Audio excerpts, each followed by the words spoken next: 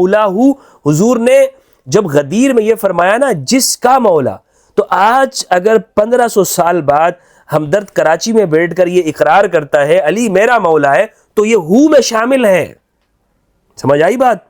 عتیق الرحمان علوی صاحب اقرار نہیں کرنا چاہتے تو وہ ہو میں شامل نہیں ہے. یہی بات ہے، اتنی سی بات ہے.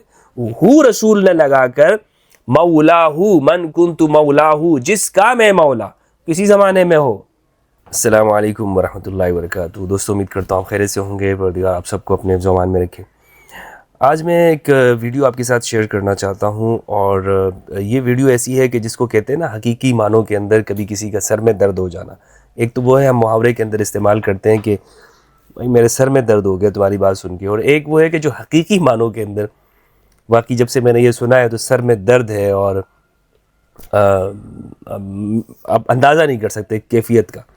اور یہ پہلی مرتبہ ایسا ہوا میرے ساتھ، اور اس کی وجہ یہ ہے، میں آپ کو سنانا چاہتا ہوں یہ کلپ کہ یہ خاص طور پر جو وہابی اور خارجی طبقہ ہے، یہ جب اہل البیت علیہ السلام کے بغض کے اندر یہ کیسی کیسی تعویلات کرتے جاتے ہیں. مطلب آپ ان کو سنتے جائیں، آپ کو معلوم ہوگا کہ بھائی یہ خود کو بدلتے نہیں، قرآن کو بدل دیتے ہیں. اور کس طرح سے بدل رہے ہیں یہ، یعنی گفتگو کو اور ان موضوعات کو جو اہل البیت علیہ السلام سے متعلق ہیں.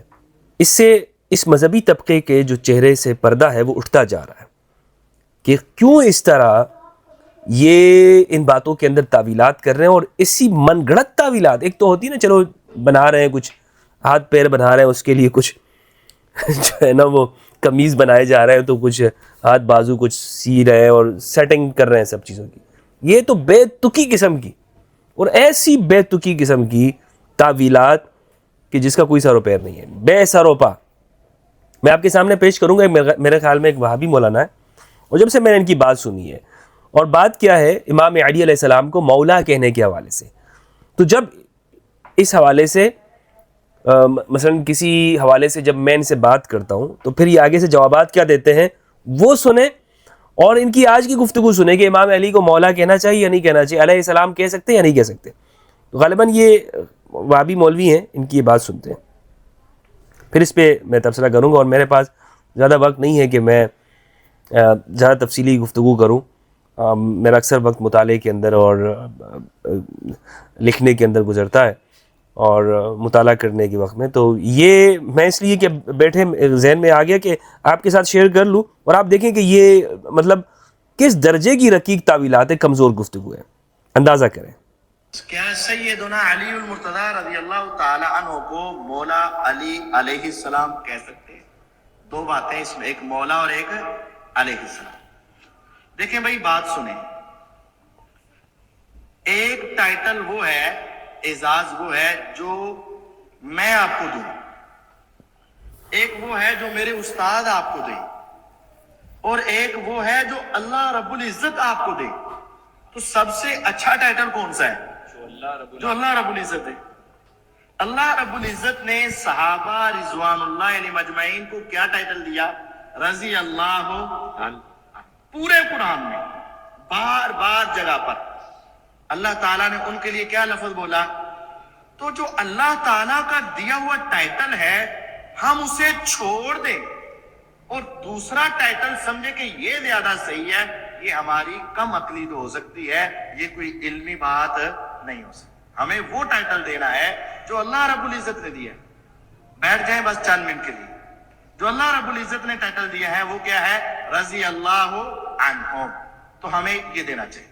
اب دوسرا مسئلہ مولا کہنا. اچھا، قرآن مجید احادیث کو اس میں انہوں نے جو پہلی بات کی، میں اس کا آپ کے ساتھ گفتگو کرتا چلوں، پھر جو اگلی بات کر رہے ہیں پھر اس پہ بات کروں گا. پہلے یہ کہہ رہے ہیں کہ ہمیں وہی ٹائٹل استعمال کرنا چاہیے جو اللہ سبحانہ و تعالیٰ نے دیا، اور اللہ سبحانہ و تعالیٰ نے قرآن میں صحابہ کے لیے رضی اللہ عنہ دیا. پہلی بات تو یہ ہے کہ صحابہ کرام کے لیے اول تو قرآن مجید میں جہاں پر بھی رضی اللہ عنہم ورضوا عنہ، جہاں پر بھی یہ کلمات آئے ہیں کہ اللہ ان سے راضی اور وہ اللہ سے راضی ہے، سورہ بینہ کے اندر ہے اور دیگر مقامات کے اوپر.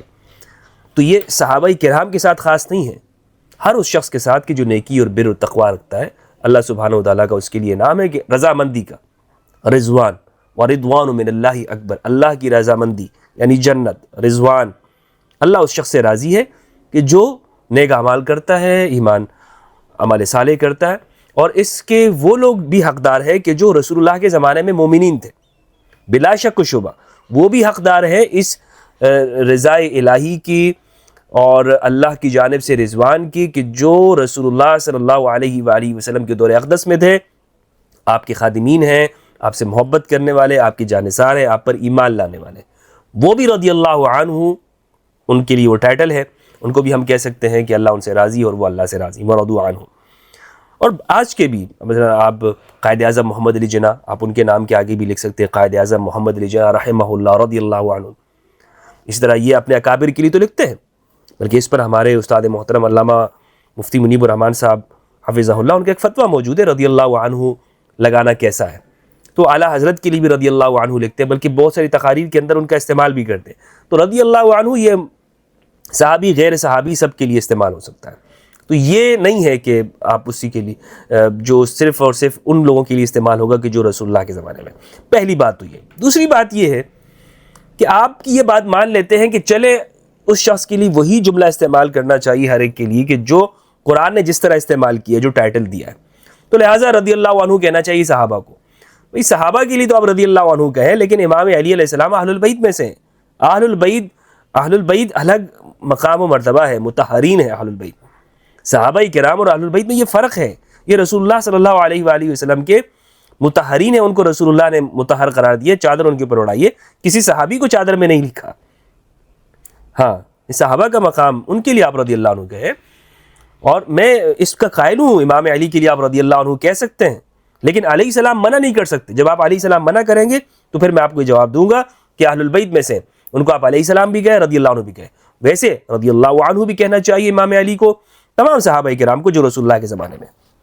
ٹھیک ہے، ایک بات تو یہ ہوگی. دوسری بات یہ ہے یہاں پر کہ اگر اس بات کو مان لیتے ہیں کہ وہی استعمال کرنا چاہیے کہ جو رسول اللہ صلی اللہ علیہ وآلہ وسلم کے زمانے میں تھا وہ ٹائٹل، بلکہ قرآن مجید، اس حوالے سے یہ دیکھیں کہ کبھی اس کو آپ چلے صحابہ سے ہی ثابت کر کے دکھا دیں کہ صحابہ جب کسی سے ملتے ہیں اور ان کو یہ کہتے ہیں کہ حضرت ابوبکر رضی اللہ عنہ یہ فرما رہے تھے، حضرت عمر رضی اللہ عنہ یہ فرما رہے تھے. اگر آپ کہتے ہیں کہ قرآن نے خاص کیا ہے یا صحابہ نے خاص کیا، کسی نے خاص نہیں کیا ہے. اب بعد کے زمانے کے اندر اس کو استعمال کیا جاتا رہا ہے. پھر جو یہ بات آپ کہہ رہے ہیں کہ جو قرآن ٹائٹل دے دے وہی استعمال کرنا چاہیے، مجھے یہ بتائے کہ قرآن نے یہ ڈیفینیشن کہاں پہ کی ہے کہ رسول اللہ کے زمانے میں جو لوگ موجود ہیں ان کو اے مومنو تم صحابہ کہا کرو. بلکہ قرآن ان لوگوں کو نام دیتا ہے مؤمنین، مفلحین، متقین. ان کو ٹائٹل دیتا ہے مہاجرین اور انصار. آپ مہاجرین، انصار، مؤمنین کو چھوڑ کر، قرآنی ٹائٹل کو چھوڑ کر آپ اس میں اپنے طرف سے استعمال کرتے ہیں نا صحابہ. یہ قرآن میں ہے اس ٹائٹل کو اس طرح کہ جو رسول اللہ کے زمانے میں ہیں وہ صحابہ کرام ہیں. کسی ایک آیت میں بتا دیں مجھے، پورے قرآن میں کسی جگہ پر نہیں ہے کہ رسول اللہ صلی اللہ علیہ وآلہ وسلم کے دور میں موجود لوگوں کو تم صحابہ کہو. اور صحابہ کی ڈیفینیشن وہ ہوتی ہے کہ جو ایمان لے آئے، رسول اللہ کو دیکھے ایمان کی حالت میں، اور اسی پر ان کا انتقال ہو جائے، اور اگرچہ درمیان میں وَلَوْ تَخَلَّلَتِ الرِّدَّةُ، اگرچہ درمیان میں ارتداد ہو جائے. ابن حجر اسقلانی نے یہی تعریف کی، ڈیفینیشن کی ہے. پورے قرآن میں اس ڈیفینیشن کے ساتھ یہ لفظ، یہ ورڈ استعمال نہیں ہے. وہاں کیا ورڈ استعمال ہے؟ مؤمنین، متبعین، مہاجرین، انصار، یہ استعمال ہے. تو آپ اللہ کا دیا ہوا ٹائٹل مؤمنین، مہاجرین، انصار، اس کو چھوڑ کر آپ یہ لفظ کیوں استعمال کرتے ہیں؟ بتائیں. محمد رسول اللہ والذین معہ اشداء علی الکفار رحماء بینہم تراہم رکعا سجدا یبتغون فضلا من اللہ ورضوانا. محمد رسول اللہ والذین معہ، جو آپ کے ساتھ ہے. معیت، جس نے رسول اللہ کی مدد کی. معیت صرف پاس بیٹھنا نہیں، معیت ساتھ ہونا. اور پھر آگے ان کی خصوصیات بیان کی. اور وہ لوگ بھی جو رسول اللہ پر ایمان لائے ہیں، جو آپ کے لیے ہجرت کی ہے، جنہوں نے آپ کے لیے نصرت کی ہے، آپ کی مدد کی ہے، ان لوگوں کے لیے قرآن کیا لفظ استعمال کر رہے ہیں، آپ وہ کیوں استعمال نہیں کر رہے ہیں؟ تو مولوی صاحب اس کا جواب آپ کے لیے، یہ سوال آپ کے لیے اور اس کا جواب آپ نے دینا ہے. اچھا آگے سنیں. سمجھنے کی ضرورت ہے. ایک لفظ آ جائے تو اس لفظ کا استعمال قرآن میں کیسے ہوا، حدیث میں کیسے ہوا، وہ بھی سمجھنا ضروری ہے. ایک حدیث ہے جامع ترمذی کی، من کنت مولاہ فہذا علی مولاہ. جس کا میں مولا اس کا علی مولا. درست حدیث, صحیح حدیث. لیکن ذرا غور کریں اس حدیث میں 3 باتوں پر بڑے اختصار سے. من کنت مولا ہو, صرف مولا لفظ نہیں آیا, مولا ہو. فہذا علی مولا ہو, یعنی یہ الفاظ صرف مولا لفظ نہیں ہے, ساتھ اس کے ضمیر ہے, اس کے ساتھ ایک ضمیر ہے. تو یہ عربی ایک ایسی چیز ہے جس طرح زیر زبر کے بدلنے سے بات بہت دور تک پہنچ جاتی ہے, اسی طرح کسی لفظ کے ساتھ استعمال کرنا اور کسی لفظ سے ہٹا کر استعمال کرنے سے بھی بات بہت دور تک پہنچ جاتی ہے. اس وجہ سے حضرت علی رضی اللہ عنہ کے ساتھ جب تم استعمال کرتے ہو تو اکیلا مولا استعمال کرتے ہو, مولا ہو نہیں کہتے. تو جب تم اس کو کاٹ کر بیان کرتے ہو تو اس کا ترجمہ اور ہو جاتا ہے, اور جب تم ملا کر بیان کرتے ہو اس کا ترجمہ اور ہو جاتا ہے. یہی وجہ ہے. یہ مولوی یہ بات میں آپ کو بتانے چاہ رہا تھا, میں سر پکڑ کے بیٹھ کو یقین کریں, یہ وہ کہنا چاہ رہے ہیں کہ من کنت مولا فہذا علی مولا. آپ لوگ رسول اللہ نے تو فرمایا من کنت مولا فہذا علی مولا, تو حضور نے فرمایا مولا فرمایا ہے, اور آپ لوگ مولا علی کہتے. تو اگر آپ صرف آپ ہو ضمیر ہٹا دیتے ہیں تو اس کا مطلب یہ ہے کہ آپ ترجمہ سارا کا سارا خراب ہو جاتا ہے نا. یار میں مولوی صاحب آپ کی علمیت کے اوپر قربان جاؤ, کس مدرسے سے آپ نے ڈگری لی ہے, کس مدرسے میں, کس فرقے کے ہیں آپ, کس کمپنی کے آپ ایجاد کر دیں, مجھے وہ کمپنی بتائے ضرور, میں وہاں سے جا کر آپ کی پروڈکشن, آپ کی مینوفیکچرنگ میں پوچھنا چاہتا ہوں کہاں سے جوڑے ہیں بھائی یہ چیزیں. واللہ باللہ اگر ہم اس کو ہم ہٹا کر یعنی مولا ہو, اس کا معنی ہے, یار مجھے سمجھ میں نہیں آ رہا کہ میں آپ کو کیا اس کے بارے میں کہوں. سمتورا دے واللہ, واللہ سمتورا دے واللہ. دیکھیں بات یہ ہے, من کنت مولا فہذا علی مولا, وہ ضمیر ہے, یعنی رسول اللہ صلی اللہ علیہ وآلہ وسلم فرما رہے ہیں جس کا میں مولا ہوں, مولا ہوں, جس کا میں مولا ہوں, فہذا علی مولا ہوں, علی اس کے مولا ہیں. تو حدیث میں اضافت ہوئی ہے, یعنی اگر آج میں یہ کہتا ہوں مولا علی تو اس کا معنی ہوتا ہے مولایا, میرے مولا. مولا ہوں حضور نے جب غدیر میں یہ فرمایا نا جس کا مولا, تو آج اگر 1500 سال بعد ہمدرد کراچی میں بیٹھ کر یہ اقرار کرتا ہے علی میرا مولا ہے, تو یہ ہو میں شامل ہے. سمجھ آئی بات؟ عتیق الرحمان علوی صاحب اقرار نہیں کرنا چاہتے تو وہ ہو میں شامل نہیں ہے. یہی بات ہے, اتنی سی بات ہے.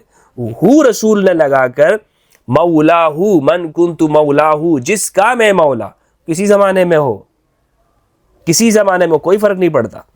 تو بھائی باقی یہ ہے کہ شاندار بات آپ نے کی ہے, شاندار, یعنی مطلب اس کے اوپر جسے کہنا چاہیے حد پار کیا آپ نے نا, سنتولن برابر کیا ہے آپ نے ہر چیز کا, یہ بالکل زبردست قسم کی. تو اس کو کہتے ہیں لیول, یہ لیول ہے آپ کا, آپ کے لیول میں ہم نہیں پہنچ سکتے. ہاں اگر یہ علم ہے نا تو اس لیول میں ہم نہیں پہنچ سکتے. اللہ سبحانہ و تعالیٰ پناہ دے, ایسے لیول سے پناہ دے. بہرحال میں نے آپ کو بتا دیا کہ یہ کوئی ایسی کوئی اصل میں لوگ بیٹھے ہوئے نا وہاں پہ, ان کو مطمئن کرنا, مقتدیوں کو بتانا آپ کے سامنے یہ تھا, بس وقت نہیں تھا زیادہ, بتانا یہ تھا کہ یہ اپنے مقتدیوں کو کیسے جاہل بناتے ہیں, کس طرح سے ان کے ساتھ کھیلتے ہیں. مطلب من کنت مولا ہو فرمایا ہے, تم بھی ہو کہو, فہذا علی مولا ہو. چلے ٹھیک ہے, اگر ہو کہنا چاہیے تو آپ بھی کہتے رہے مولا ہو علی, یعنی آپ ہی کیسے کہہ سکتے ہیں عتیق الرحمان علوی صاحب مولا ہو, اس کا مولا, یعنی جس من لگا ہوا ہے نا اس میں موصول ہے. اب میں آپ کو ساری النحو سکھاؤں, میں آپ کو مغنی لبیب ابن ہشام انصاری کی یا ابن عقیل میں آپ کو پڑھاؤں, اس ٹائم نہیں ہے اس کا. بہت شکریہ. السلام علیکم ورحمۃ اللہ وبرکاتہ.